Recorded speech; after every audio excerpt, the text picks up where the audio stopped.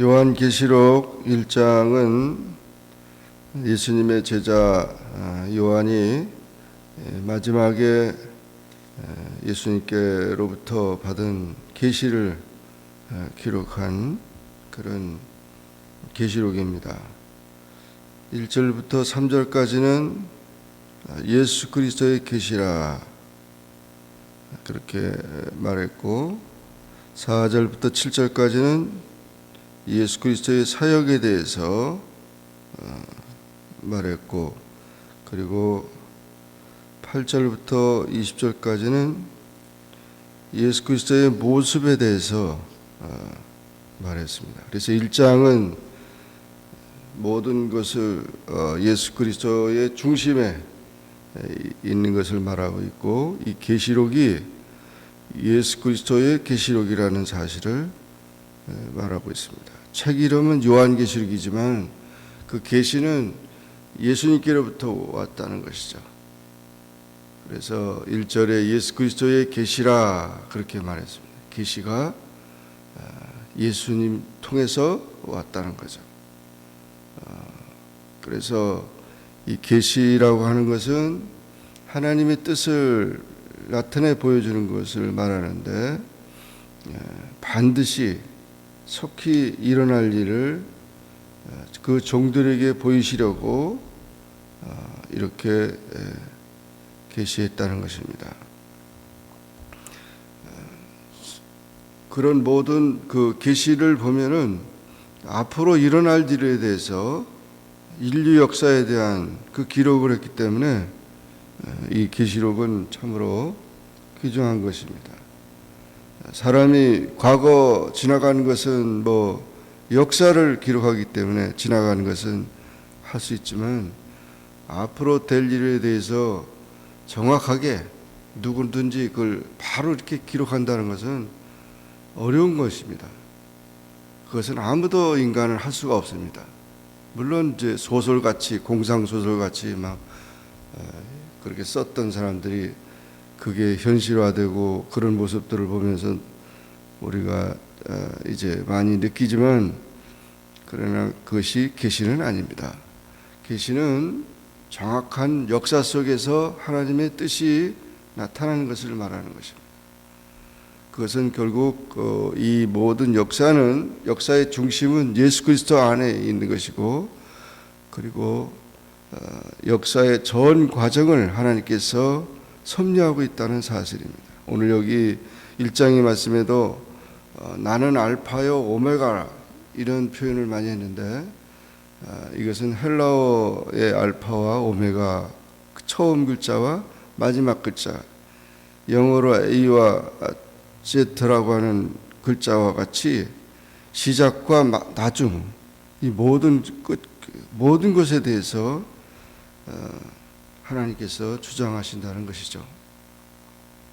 그래서 우리가 이 장차 나타날 하나님의 역사라고 하는 사실에 대해서 우리가 관심을 가져야 되는 것이고, 이 말씀들을 깊이 묵상해야 됩니다. 요한은 하나님의 말씀과 예수 그리스도의 증거, 자기가 본 것을 다 증언하였다. 그래서 이 예언의 말씀을 읽는 자와 듣는 자와 그 가운데 기록하는 것을 지키는 자가 복이 있다, 그렇게 말했습니다. 그 예언의 말씀이 어떤 말씀이든지 간에 이 계시에 대한 말씀을 깨닫고 그것을 알게 되면은 준비할 수 있기 때문에, 또 그것을 우리의 삶의 지표로 이 시대가 어디까지 왔고 어떻게 할 것인가를 알 수 있는 준비를 할 수 있는 것이기 때문에 복이 있다고 하는 것입니다. 성경은 창세기로부터 시작해서 계시록까지 복이라는 얘기를 많이 하고 있습니다. 그 진정한 복은 구약적인 면에서는 여러 가지 그런 이제 물질적인 세상적인 복을 많이 얘기했지만, 신학적에서는 영혼의 복, 영적인 복을 말하고 있는데, 진리를 깨닫는 자, 계시를 깨닫는 그 사람이 복이 있다는 것이죠. 그래서 말씀을 늘 상고하고 그 말씀을 통해서 우리의 삶의 이정표를 삼고 우리가 가는 모든 길에 대해서 그 말씀을 지키는 자, 이것이 복이 있다는 것입니다. 세상에는 지금 많은 법을 따르고 있고 질서 속에 살고 있지만 하나님의 말씀에 어긋나는 일도 많이 있는 것이죠. 그래서 우리가 이 예언의 말씀을 읽는 자와 듣는 자와 그리고 지키는 자가 복이 있다는 것은 참으로 우리 인생에서 가장 중요한 복이 되는 것입니다. 4절 이하에서 예수님의 사역에 대해서 다시 한번 언급하고 있습니다. 이제 요한은 아시아에 있는 7교회에 편지한다. 이 계시록이 편지라고 하는 사실을 보여주고 있어요. 계시록이지만 편지라는 사실, 그리고 아시아의 7교회에 편지한다. 그 당시에 많은 교회들이 있습니다. 그런데 왜 하필 아시아의 7개만이냐 이렇게 얘기를 하지만 7이라고 하는 숫자가 이 계시록에 많이 나오고 있는데 그것은 완전수입니다. 그것을 대표적인 것을 말하고 있는 겁니다. 그래서 그 당시 교회가 7개만 있는 게 아니고 많이 있는데 대표적으로 7교회에 편지한다 이렇게 한 것입니다. 그것은 결국 오늘날 모든 교회들을 의미하는 것과 같은 것입니다. 또한 이제도 계시고 전에도 계셨고 장차 오시리라. 이제도 계시고 전에도 계시고 장차 오시리라. 그렇기 때문에 그 영원부터 영원까지 계신 그런 분이 말씀하신다는 것이죠. 그리고 그분은 보좌 앞에 7영과 하나님의 보좌에 앉으신 분이시고 또 충성된 증인이시다. 증인으로 죽은 자들 가운데서 먼저 나신 자다. 부활하신 자라는 거죠. 땅의 임금들의 머리가 되신다. 또한 은혜와 평강이 너희에게 있기를 원하노라. 그렇게 하면서 예수 그리스도가 어떤 분이라는 사실을 말씀해 주고 있고 그분이 우리를 사랑하사 그의 피로 우리 죄에서 우리를 해방시키셨다고 말하고 있습니다. 그뿐만 아니라 그의 아버지 하나님을 위하여 우리를 나라와 제사장으로 삼으셨다. 이렇게 거룩한 나라로 백성들을 선택할 뿐 아니라 또한 제사장으로서 이렇게 우리를 택했다고 말하고 있습니다. 그분이 이제 볼지어다 그가 구름을 타고 오시리라. 다시 재림한다는 것이죠. 각 사람이 눈이 그를 보겠고 그를 찌른 자도 볼 것이고 땅에 있는 모든 족속이 그로 말미암아 애곡한다. 예수님의 재림의 때는 또한 심판의 때이기 때문에 땅에 있는 모든 족속이 애곡한다고 그랬습니다. 그래서 이와 같이 예수님의 사역은 우리 인류를 구원하시게 오신 구세주이시면서도 당차 오실 재림주로서 오시는 분은 심판주로 오신다고 하는 사실입니다. 이 사실에 대해서 우리가 잘 기억해야 되고, 그리고 예수님의 모든 예언된 선지자들이 예언된 사역은 다 이루어졌는데 이제 마지막 재림에 대한 것만 남아요. 재림에 대한 것이 남아있기 때문에 재림이 유일한 우리 믿는 자의 소망이 될 것이고, 또 그것을 알기 때문에 우리는 종말을 준비하는, 말세를 준비하는 우리가 그 정신을 가지고 살아가야 되는 것입니다. 8절 이하에서 이 사도 요한한테 나타난 예수님의 모습이 아주 자세하게 기록되어 있습니다.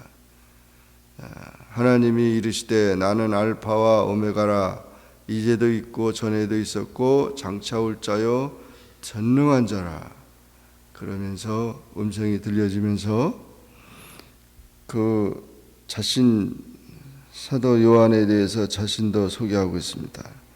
나는 너의 형제고 예수의 환난과 나라와 참음에 동참하는 자고 하나님의 말씀과 예수님을 증언하는 자다. 그래서 이와 같이 그런 이 사도 요한이 지금 사도 요한은 제자들 중에서 제일 오래 살았던 제자지만 또 반모섬에 유배되어 가지고 그곳에서 기도하는 중에 이 계시를 받게 된 것입니다. 주의 날에 내가 성령에 감동되어 내 뒤에서 나는 나팔 소리 같은 큰 음성을 들었는데 그 음성이 나면서 내가 보는 것을 두루마리에 써서 에베소, 서마나, 버가모, 도아디랴, 사데, 빌라델피아, 라오디게아 등 7교회에 보내라고 그렇게 명령하셨다는 것입니다. 그래서 몸을 돌이켜서 나의 말할 음성을 알아보려고 돌이킬 때 7 금초대를 보았다. 7 금초대는 모든 교회를 말하는 것입니다. 그리고 촛대 사이에 인자 같은 이가 발에 끌리는 옷을 입었다. 촛대 사이에 교회 가운데 계신 예수님을 말하는 거죠. 예수님은 교회의 머리가 되시고 제사장 겸 왕이신 것입니다. 그래서 교회를 다스리시는 분이십니다. 또 세상을 다스리시는 분입니다. 그래서 발에 끌리는 옷을 입었다.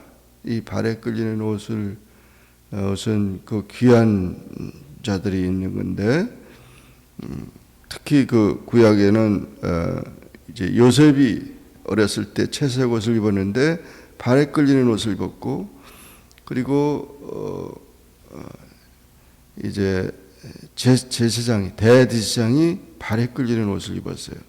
그래서 그 왕들이 또 그렇게 입고, 그래서 이와 같이 제사장이나 왕을 상징하는 그런 옷을 입었고, 가슴에는 금띠를 떴다.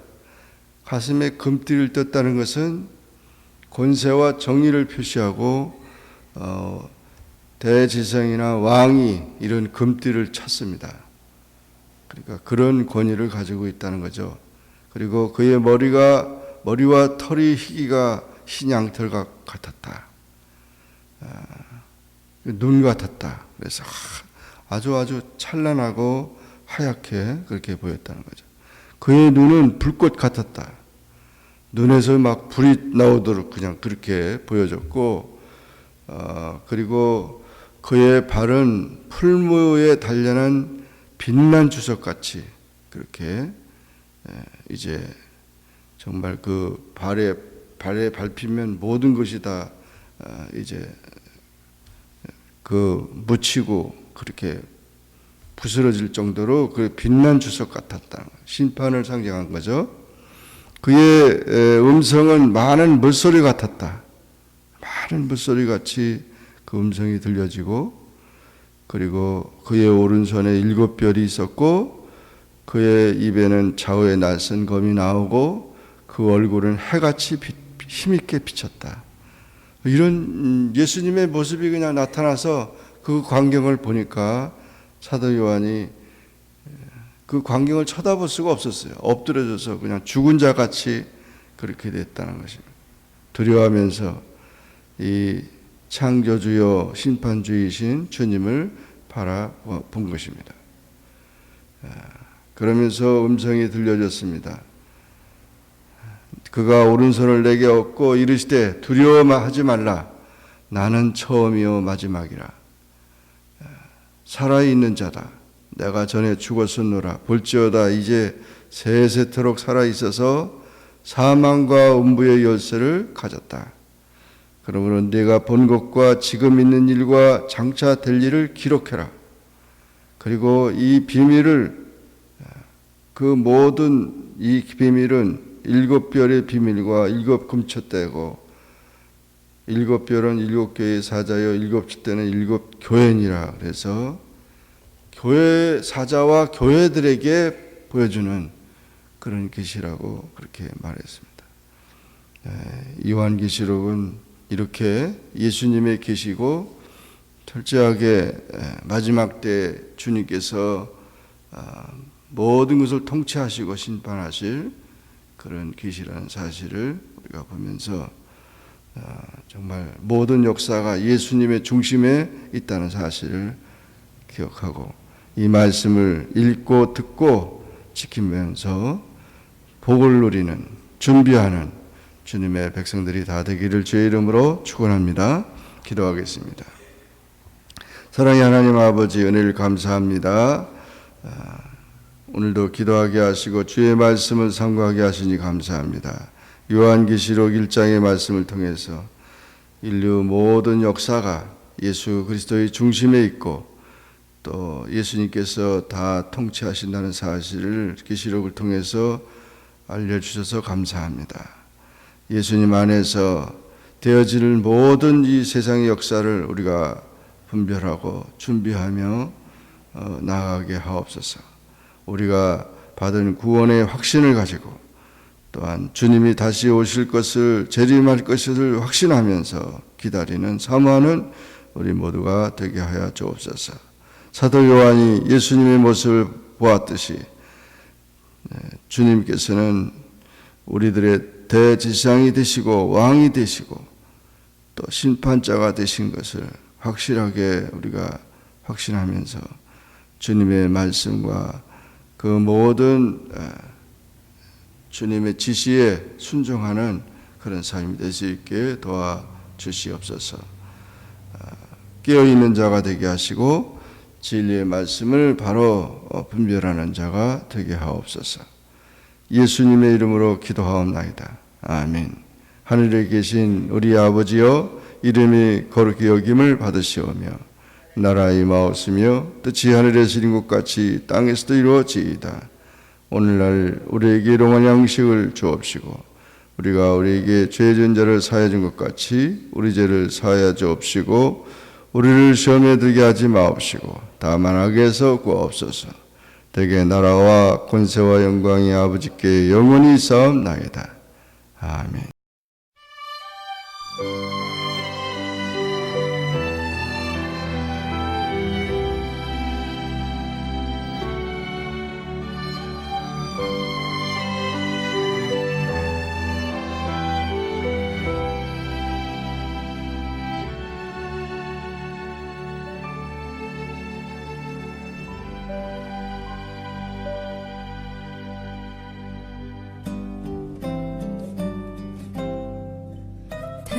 당신이 지쳐서 기도할 수 없고 눈물이 빗물처럼 흘러내릴 때 주님은 우리의 연약함을 아시고 사랑으로